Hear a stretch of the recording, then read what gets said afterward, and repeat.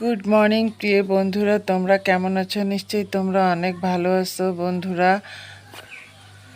আজকে আমি তোমাদের সাথে যে রেসিপিটি শেয়ার করব, তোমরা দেখতে পাচ্ছ সেই রেসিপিটি ওয়াও একটা তরকারি বন্ধুরা, দেখতে যেমন সুন্দর, খেতেও ওরকম স্বাদ।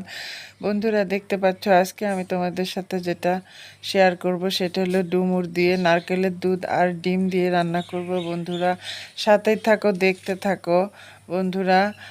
আমার রেসিপিটি যদি তোমাদের ভালো লেগে থাকে তাহলে তোমরা ফলো করবে, সাবস্ক্রাইব, লাইক, কমেন্ট, শেয়ার করে দেবে, কারণ আমরা তোমাদের জন্যই ভিডিও বানাই বন্ধুরা। তোমরা যদি দেখো, লাইক, কমেন্ট, শেয়ার করো, আমাদের ভালো লাগবে বন্ধুরা।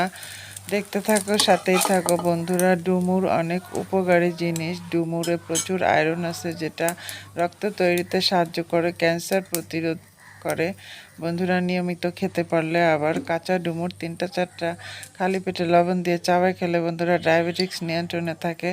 ডুমুরের উপকারিতা বলে শেষ করা যাবে না। আমাদের সপ্তাহে অন্তত একদিন ডুমুর মোচা খাওয়া উচিত বন্ধুরা। সাথে থাকো, দেখতে থাকো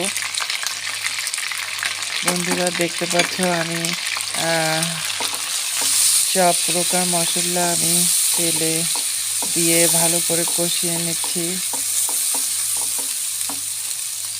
সাথে থাকো বন্ধুরা। দেখতে পাচ্ছ আমি অল্প একটু নারকেলের দুধ দিয়ে মশলাটা আরও ভালো করে কষিয়ে নিচ্ছি, কারণ তরকারিতে মশলাটা ভালো করে কষানোটা খুব ইম্পর্টেন্ট একটা বিষয়।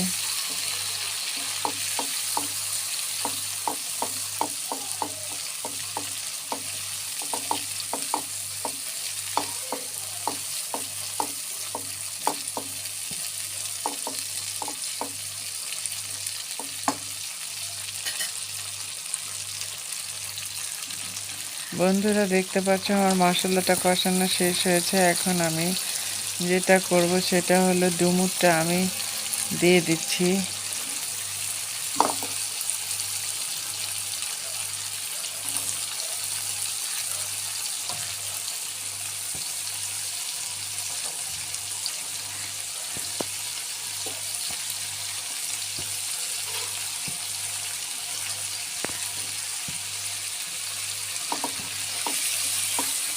বন্ধুরা এখন আমি একটু নাড়াচাড়া করে নিচ্ছি।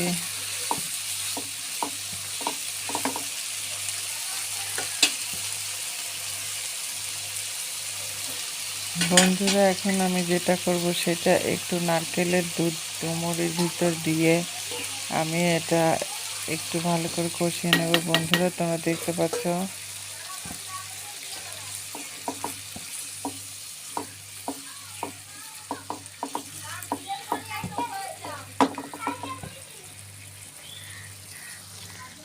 বন্ধুরা এখন আমি ঢেকে দিচ্ছি।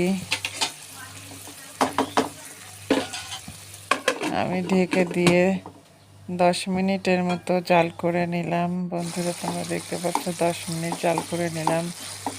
আমি যেটা করব একটু নাড়ানাড়ি করতেছি বন্ধুরা। আমি আবারও ঢেকে দিব, ঢেকে আরও 10 মিনিট একদম আস্তে জালটা দিয়ে দিব, যাতে ডুমুরটা একটু ভালো সফট নরম হয়, কষালে সেদ্ধ হয় বন্ধুরা। আমার দেখতে পাচ্ছ কষানো হয়ে গিয়েছে, ডুমুরটা একটু সেদ্ধ সেদ্ধ ভাব হয়ে এসেছে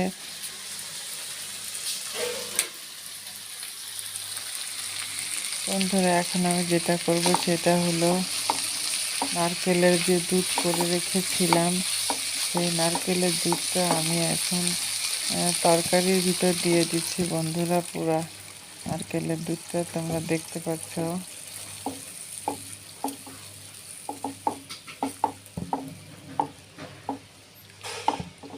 আমি একটু নেড়ে চেড়ে নিলাম। দেখতে পাচ্ছ সেই ভাজি করা ডিম যা ভাজি করে রেখেছিলাম, সেগুলো আমি এখন তরকারিতে দিয়ে দিচ্ছি।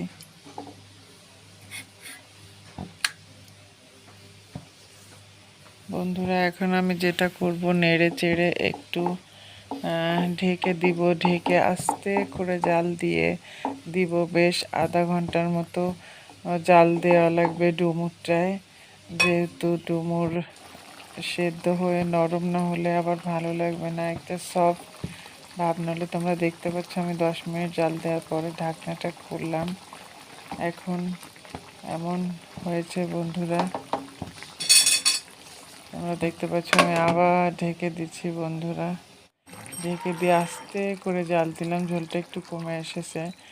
বন্ধুরা দেখতে থাকো, সাথেই থাকো। আমি যেটা করব, আবার আমি তরকারিটা ঢেকে দিব বন্ধুরা।